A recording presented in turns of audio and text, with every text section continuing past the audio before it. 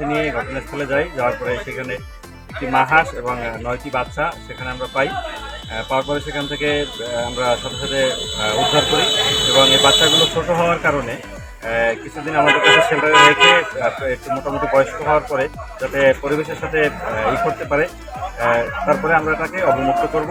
এবং আমার বাইরে ডাকতে নিয়ে যে পোলাখান ধর যাইতে মাঝে হলে ভালো লাগবে বা অনেক মানুষ আগল দিয়েছে ধরবার আমি কইছি যে তুমি নিয়ে হেবা করতে রাখো তোমার জিনিস দেখে আমার বাইরে দিচ্ছে এইটা।